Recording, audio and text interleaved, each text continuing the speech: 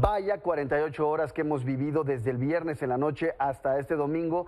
Son horas en las que nos quedamos también con muchas preguntas legales y esta noche para analizar lo que ocurrió y sobre todo lo que viene, me acompañan en el estudio Luis Salazar, director editorial de Milenio Monterrey, y mi compañera reportera Janet López Ponce.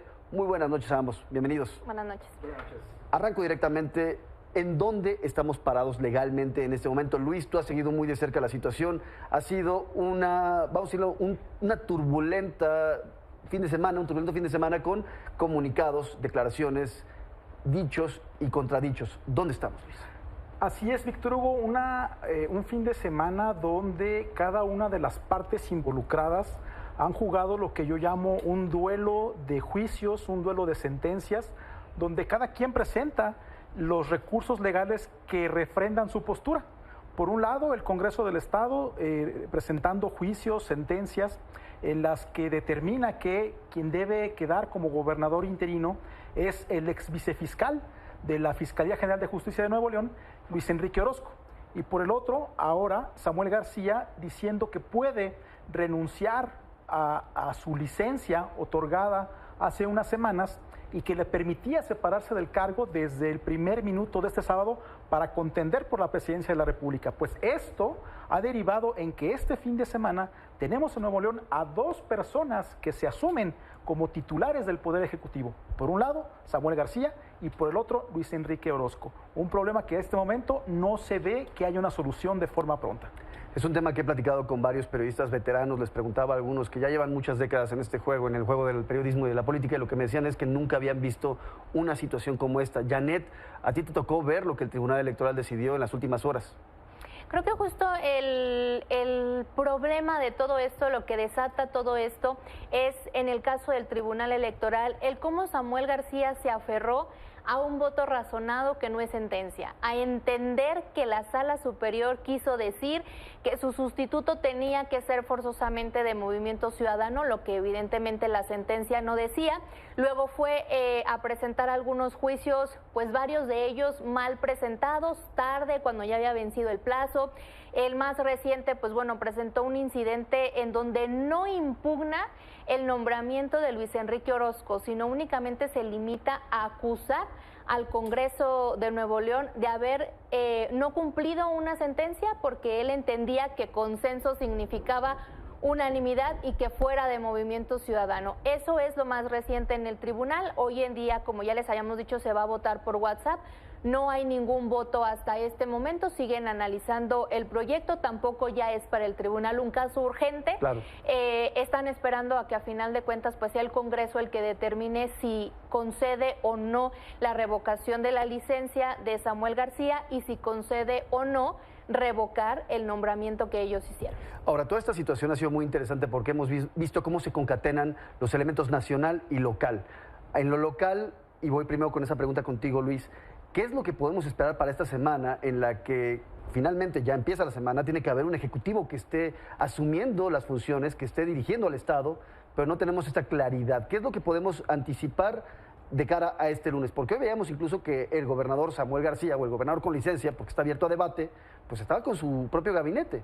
Así es, de hecho los dos tuvieron actividades públicas. Ayer mismo Luis Enrique Orozco intentó hacer un pase de lista de la Policía Estatal, había convocado incluso al gabinete de Samuel García, el cual por supuesto no acudió a la reunión, volvió a presentarse a Palacio, no le abrieron la puerta y después llevó a cabo algunos recorridos por alcaldías panistas.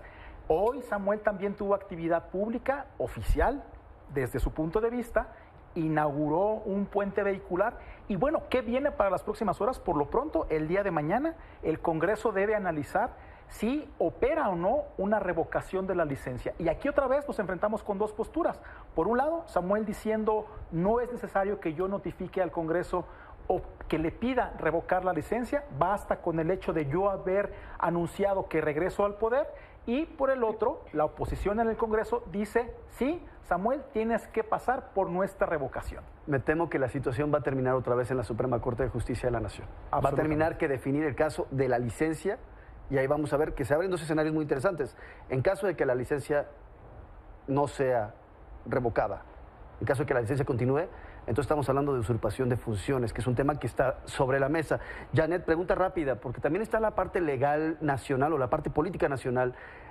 ¿Qué pasa con Movimiento Ciudadano? Porque ahora vemos que la marca iba despegando muy bien de cara a la contienda presidencial, en donde ellos iban posicionando este mensaje de ya desbancamos al PRIAN, pues ahora se quedan sin candidato presidencial. Yo nada más quisiera, justo mencionando esto que decía Luis, las consecuencias de lo que está sucediendo hoy. No basta con si el Congreso acepta o no la revocación de la licencia. Todavía faltan las consecuencias legales, por ejemplo, de quién está usurpando a quién. ¿Quién es en este momento el verdadero gobernador? Se creía que en la lógica el verdadero gobernador es el que dijo la Corte que es el gobernador, Luis Enrique Orozco.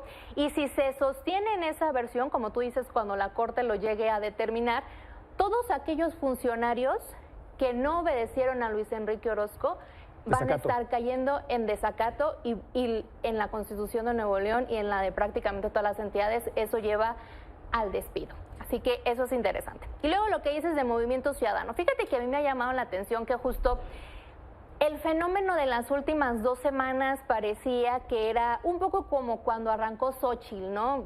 La energía de una nueva precandidatura, un nuevo nombre. La gente estaba muy emocionada, sobre todo los jóvenes en redes sociales, y parece que eso ha venido cambiando un poco.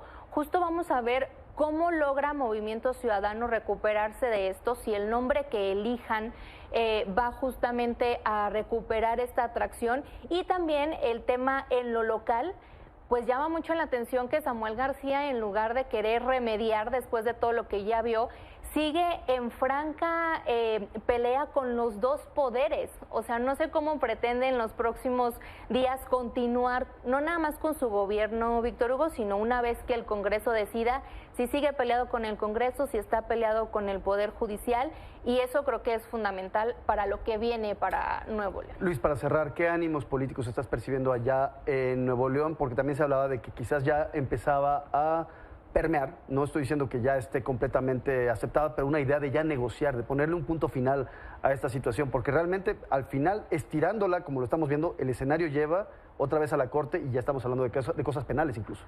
Si nos ajustamos, Víctor Hugo, a lo único que pasó hoy, que es por ejemplo, el presidente del Congreso, Mauro Guerra, y el líder de la bancada del PRI, Heriberto Treviño, este día ya emitieron mensajes en los que llaman al diálogo, llaman a la conciliación. Si nos ajustásemos solamente a esos 2 mensajes, podríamos hablar de probablemente una solución cercana. Pero si nos vamos al análisis de la realidad del último año, hablamos de una confrontación permanente, donde las 2 partes, tanto ejecutivo como legislativo, han hecho diversos llamados al diálogo, a la conciliación, que a final de cuentas acaban absolutamente en nada. Entonces, pues esta historia, Víctor Hugo, está muy lejos de terminar. Mañana muy atentos a lo que diga el presidente Andrés Manuel López Obrador en la mañanera. Obviamente va a haber una reacción respecto a este tema, porque incluso el que había destapado al propio Samuel García había sido el presidente Andrés Manuel López Obrador. Es el que había dicho que tenía mucho perfil para ser candidato presidencial. Con eso me quedo. Janet López Ponce, Luis Salazar, les agradezco haber estado conmigo esta noche. Viene una semana muy interesante allá en Nuevo León, sin duda, y también en Movimiento Ciudadano. Buenas noches. Buenas noches.